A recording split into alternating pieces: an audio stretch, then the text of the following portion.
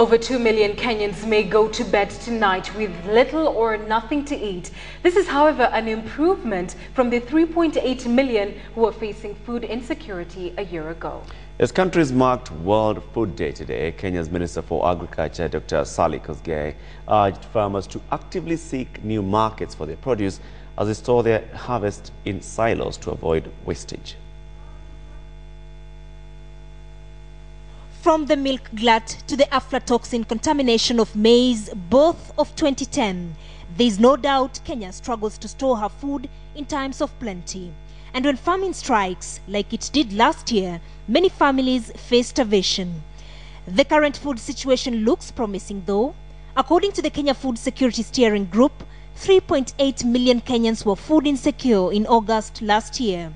The distribution shows the traditional food baskets, shown in grey, were not affected much as they were food secure. The yellow shows areas that were classified as stressed, while the orange shows emergency situation. A year later, in August 2012, the emergency situation has improved as there is less of orange on the map. On the ground, farmers are harvesting plenty. But that joy of seeing the harvest has quickly turned to a headache with limited markets to absorb the crop. Na pia bei iko chini,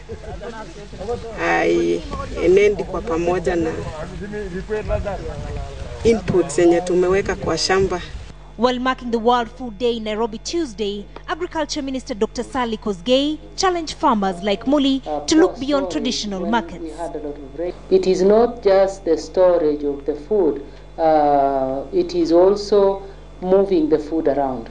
And this is why the National Cereals and Produce Board has come up with a warehousing receipt system. For the wheat farmers in Eldoret, the National Cereals and Produce Board says it is not buying wheat currently, but offers its silos for storage.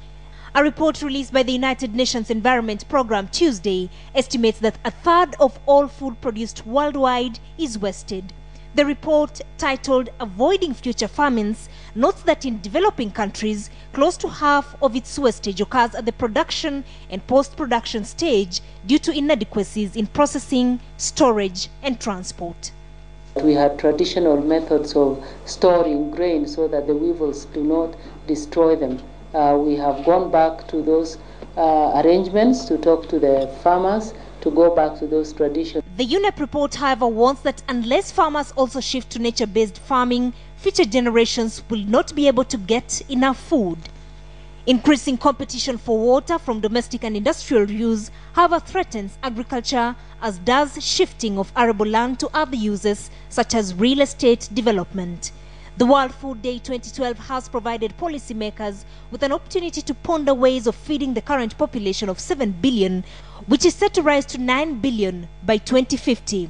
Kenya's annual growth of 1 million, if unchecked, will contribute another 40 million mouths to feed by 2050.